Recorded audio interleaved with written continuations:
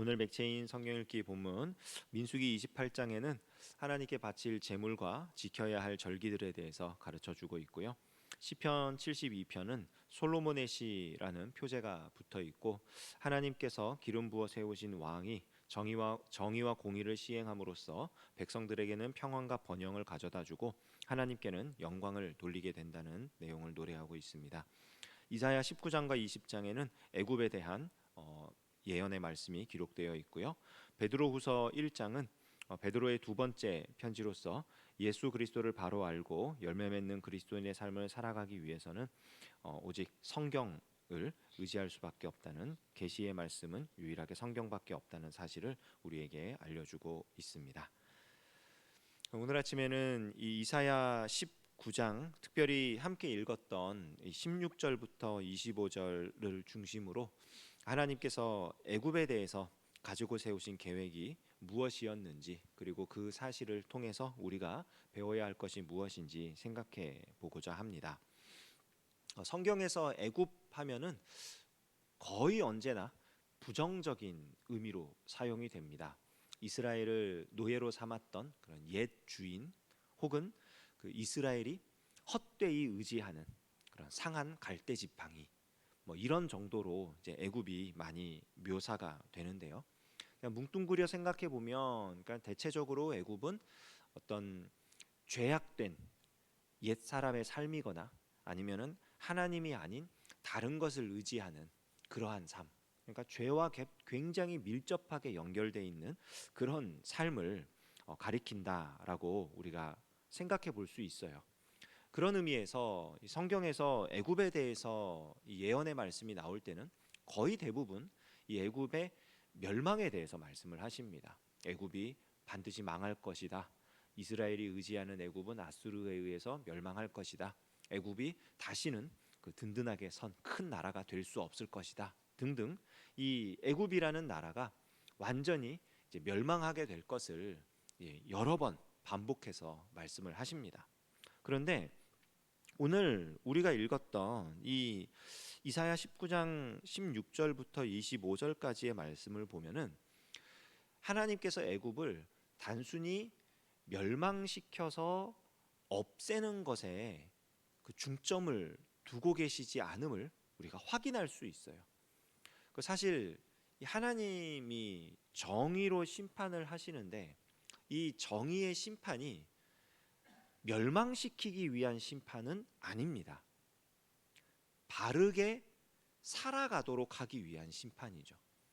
이스라엘에 대한 심판도 그랬고 남유다에 대한 심판도 그랬고, 하나님께서 반드시 심판을 하시는데 그 심판은 멸망을 시켜가지고 없애고자 하는 게 아니라 바르게 살아가게 만들고자 하는, 이거는 사실 창세기에서부터 우리가 확인할 수 있어요.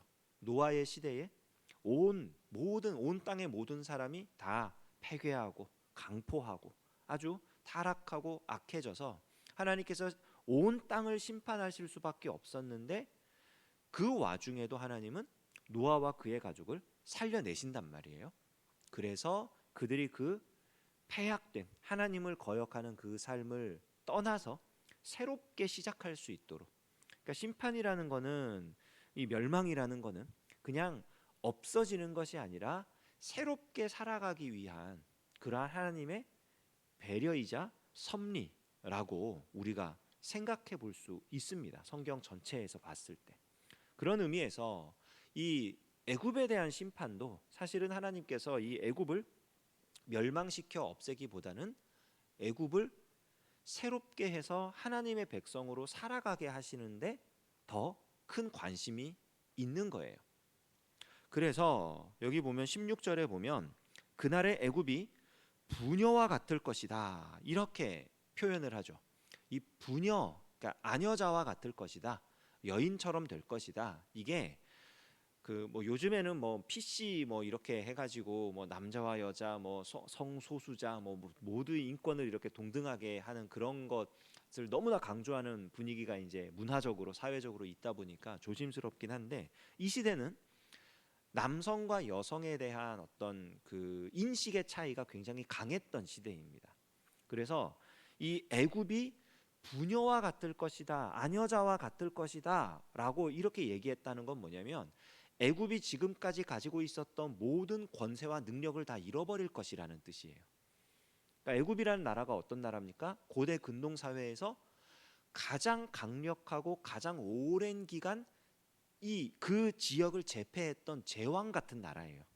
애굽은 단 한 번도 약소국이 되어본 적이 없는 나라입니다. 굉장히 강력한 나라인데 그런 나라가 부녀자와 같을 것이다. 모든 힘을 잃고 다시는 다른 나라들 위에 우뚝 서서 다른 나라들을 지배하거나 다스리지 못하는 그런 상태가 될 것이다. 그렇게 얘기를 하는 거예요. 왜냐하면은 만군의 여호와께서 흔드시는 손이 그들 위에 흔들림으로 말미암아 하나님께서 그들 위에 이렇게 손을 흔들고 계시는, 그들을 붙잡고 이렇게 흔들고 계시다는 거예요. 그리고 그 하나님의 손이 사용하는 도구가 뭐냐면 17절에 유다예요. 유다의 땅은 애굽의 두려움이 되리니. 그러니까 지금까지 이게 반대였거든요. 애굽이 강한 나라고 그렇기 때문에 이 유다가 애굽을 의지하고 애굽은 유다에게 조공을 요구하고 내가 아수르로부터 지켜줄게, 나한테 모든 걸 바쳐, 이러면서 굉장히 강한 힘을 자랑했던 나라란 말이에요. 그런데 그날에는 하나님의 역사로 말미암아 애굽이 유다의 눈치를 보며 살게 될 것이다. 여기 말하는 유다는 하나님의 백성, 하나님의 하나님의 나라죠. 그러니까 하나님께서 세우신 나라에 의해서 이 애굽, 죄악된 나라, 하나님을 의지하지 않아도 된다고 주장했던 그 나라가 벌벌 떨면서 눈치를 보며 살아가게 될 거래요. 이게 왜 그런 거냐면은 하나님께서 세우신 계획 때문인 건데, 자, 그 계획이 뭐냐? 이제 중요합니다. 18절. 그날에 애굽 땅에 가나안 방언을 말하며 만군의 여호와를 가리켜 맹세하는 5 성읍이 있을 것이며 그중 하나를 멸망의 성읍이라 칭하리라. 두 가지 내용이 나와요. 하나는 가나안 방언을 말할 것이다.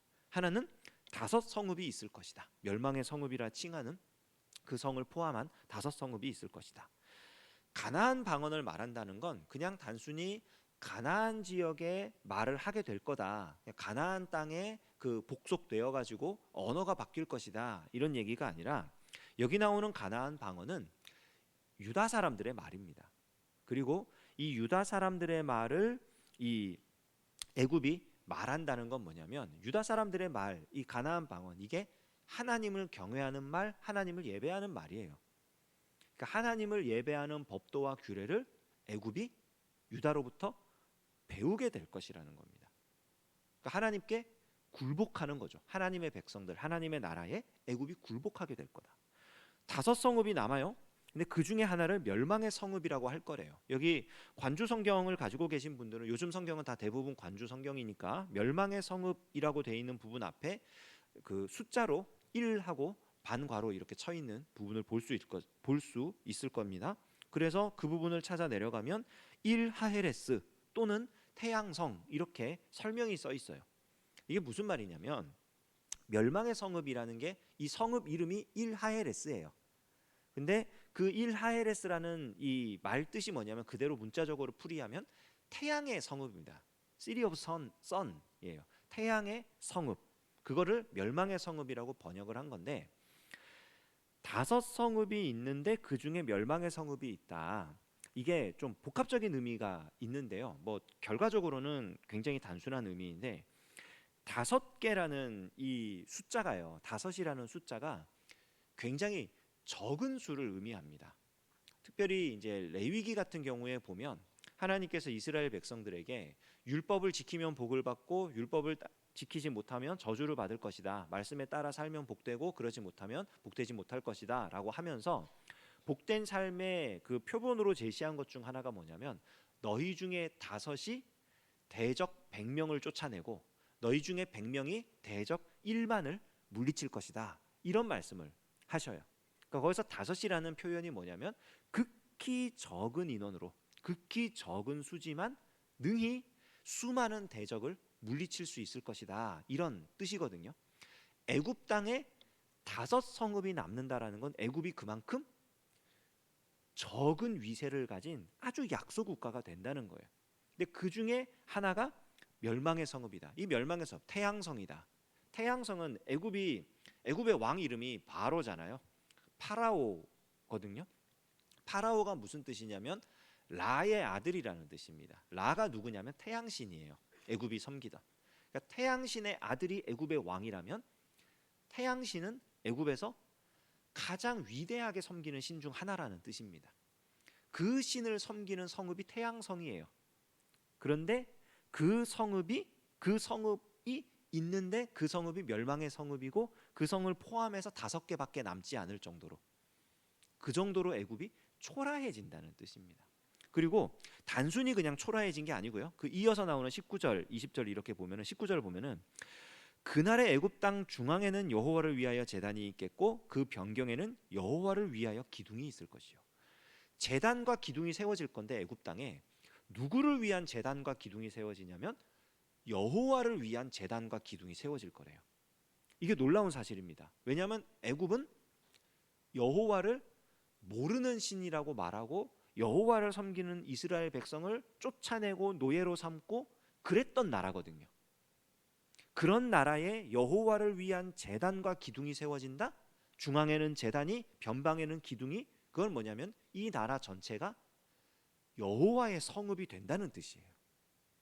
아까 말했던 태양의 성읍을 포함해서 자기들이 태양성이라고 이름 짓고 가장 화려하고 번성시켜 놓았던 그런 도시조차도 여호와를 위한 성읍의 일부로 바뀌는 거예요.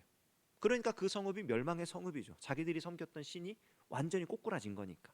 근데 왜 그렇게 되냐면 20절, 이것이 애굽 땅에서 만군의 여호와를 위하여 징조와 증거가 되리니 이는 그들이 그 압박하는 자들로 말미암아 여호와께 부르짖겠고 여호와께서는 그들에게 한 구원자이자 보호자를 보내사 그들을 건지실 것임이라. 여러분, 이거 어디서 본 이야기 아닙니까? 압박자로 인하여 부르짖고 하나님께서는 한 구원자를 보내서 그들을 거기서 건지신다. 무슨 얘기죠? 출애굽기 얘기입니다. 근데 지금 이 사건이, 이 역사가 어디서 일어난다고요?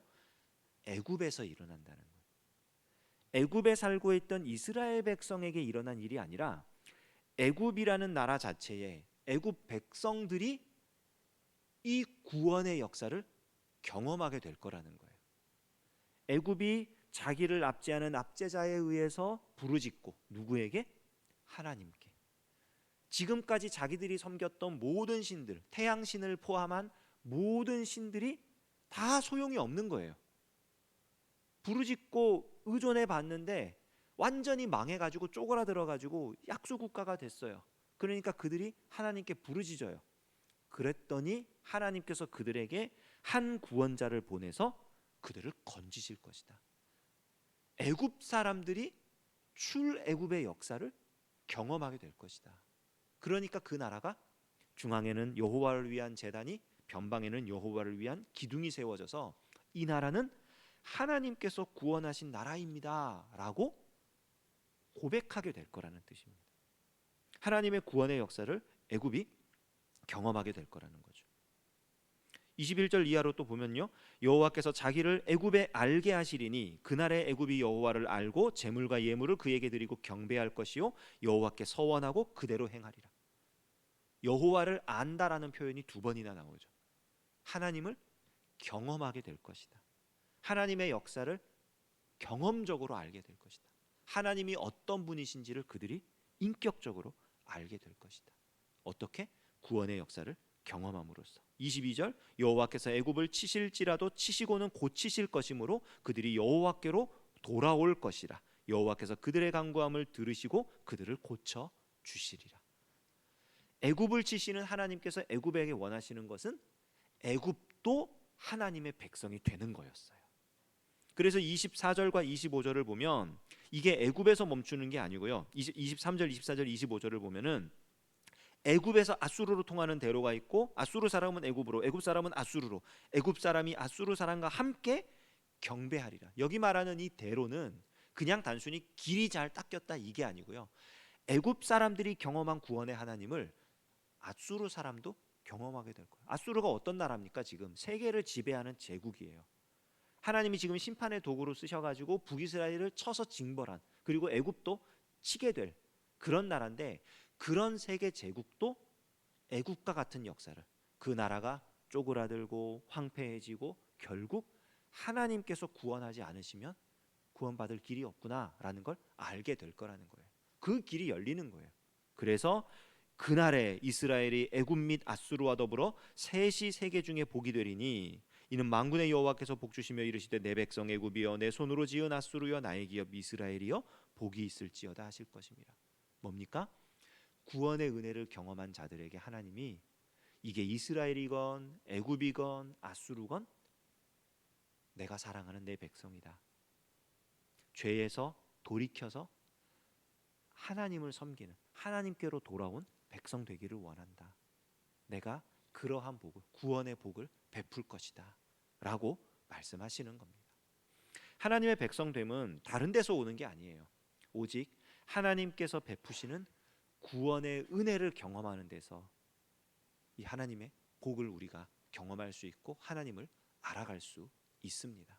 오늘 우리도 이러한 하나님의 은혜를 사모하시면서 우리를 구원해 주신 하나님, 이 은혜를 베풀어 주신 하나님을 기억하시고 그 하나님과 동행하며 우리 하나님께서 복 주시는 귀한 하루를 은혜 가운데 살아가는 저와 여러분 되시기를 주님의 이름으로 축원합니다. 기도하겠습니다. 하나님 아버지 감사합니다.